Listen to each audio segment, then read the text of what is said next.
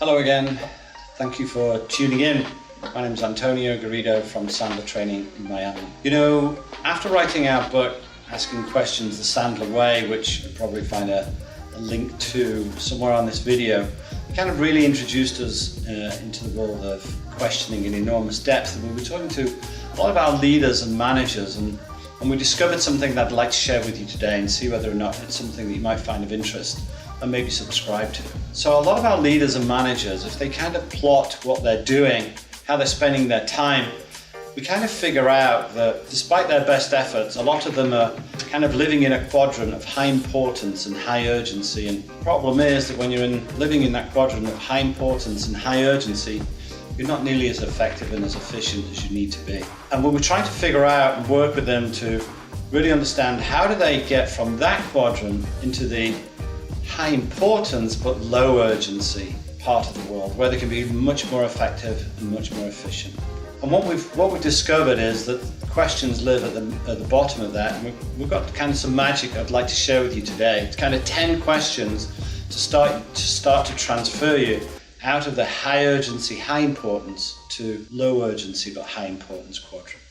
So I'm going to share those questions with you today, and if you think there's value in that, then click on the link to subscribe and we'll send you a whole bunch of similar but questions in a little bit more depth to help you stay in the most efficient and effective place for you to be operating as leaders and managers. So that's what today's topic is going to be. So here's what's going to happen when you start to apply these questions on a daily basis, the questions I'm going to share with you now. Not only will you get out of the high importance, high urgency quadrant into the high importance, low urgency quadrant, but not only is profitability going to increase, the effectiveness and efficiency of your whole team is going to increase. So complaints will come down, customer churn will come down, revenues will go up, quality of service will go up. So there's benefits right across the business, and that's got to be led by you, the leaders and the managers of the organization. So let me share these questions with you now. You can get started straight away, and if you find the benefit, which I'm sure you will, you'll subscribe to get lots more of these questions on a more regular basis. So there are 10 questions I'd like to share with you. These are very, very specific questions, and I'd like you to start to employ them today. So I'd like you to spend a few moments connecting with your key individuals, the most important people in your organization, and they could be in any function, right? So this could be, if you're a leader, these could be the questions that you're asking your board. If you're a manager, these could be the questions that they're asking their people. But what I'd like you to do is get into the habit of asking these very, very 10 specific questions instead of a bunch of general and nebulous questions. So let's jump in. So number one, ask your people, what are their top 3 goals this week? Now, be careful, because what you're going to get, if there's somebody in production, for example, they're going to say, oh boss, my top goals are to get the Anderson contract out, to make sure that we ship to the Peterson project, and to make sure all the returns get booked in. Those aren't their goals. That's what they do for a living. So when you're asking the questions, what are your top 3 goals this week? Really, you should be looking at the answers through a lens of, is this proactive stuff or is this reactive stuff? Is this what they're supposed to be doing for their living, or is this moving the ball further down the field? Is this getting us towards what our corporate goals are? Everyone in your organization should be working towards 3 goals for their week. That's not their job, that's 3 very specific goals for the week that is moving the ball down the field. Now, for the first few weeks that you ask this question, they won't know the answer to this question. So, those that don't know the answer to the question, you're going to have to help them out. Those that do know the answer to the question, that's great, and then you can get on to question 2. Question 2 is, why those specific goals, not any other specific goals? So when you go up to the individual and say, what are your 3 goals for this week? Their goals are fine so long as there's a reason that they chose those specific goals, not any other specific goals. So just give a little bit of testing, give a little bit of pushback. Have they chosen those goals because they're the easiest goals? Well, typically the easiest goals aren't always the best goals. So question 1 is, what are your 3 goals for this week? And then question 2 is sense checking those goals and see if they make sense. See if they're pursuant to a larger goal. So ask them what their goals are, and then find out why they've chosen their goals. And if the logic works with the why, then that's fine. Question 3 then is, how are you going to measure those goals? So it's okay that you're happy with the goals that they've selected and it makes sense and you understand the rationale for those goals. But if you can't measure it, then it's not really an effective and a useful goal. So how are we going to measure that those are the goals, those are the right goals, and we're moving towards those goals? What are the early milestones for knowing whether we're on track or whether we're not on track, right? So how are we going to measure those goals and how are we going to figure out what are the milestones to see whether we need to course correct or whether we're on target?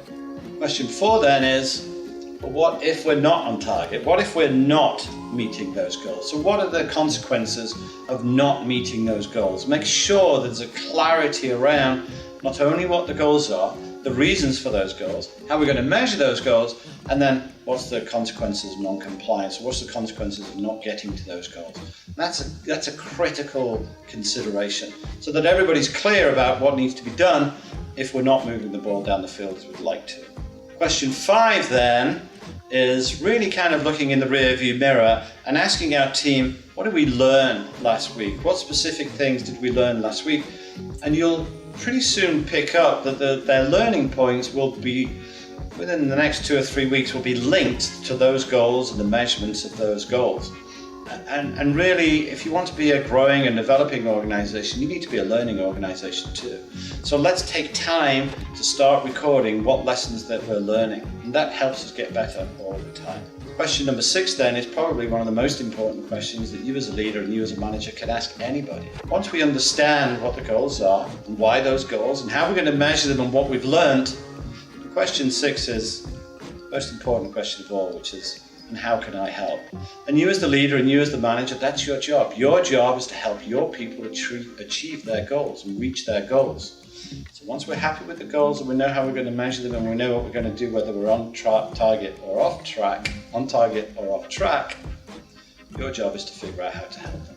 So question 6 is, how can I help you with those specific goals? And now question 7. Some time has passed and now you're going to go to the individual and you're going to say, remind me, Frank, Tom, Bill, George, Mary, remind me what it was that we were trying to achieve this week. So now we're going to kind of look in the rear view mirror and ask them to remind you what it was that we were trying to achieve this week. And then I want you to ask them for question 8 is, where did we hit or miss, right? So where did we do well and where didn't we do so well? So where did we hit and miss those goals? And question 9 is, well, what caused that? So what were we trying to achieve? Where did we hit or miss? What caused that hit or miss? In other words, what's to be learned? And then number 10 is, final question, related to those goals and any other future goals that are coming forward, knowing everything that we now know, what should we start, stop, or continue to do? So we had some goals, some activity took place, we either hit or miss, we've learned what we're going to learn, and now what should we start to do as an organization or as an individual? What should we stop doing as an organization or as individuals?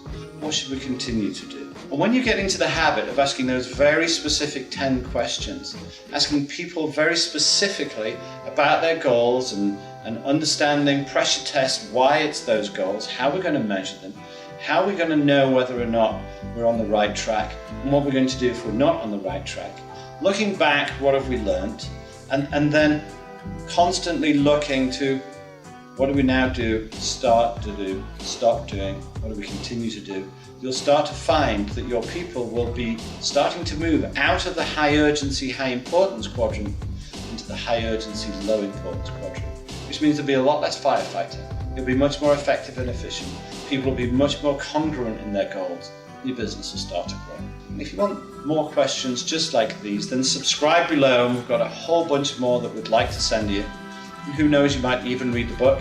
You might even come and visit us one day down here in sunny Miami. Thank you for joining us today. It's Antonio Garrido from Sandler Training in Miami.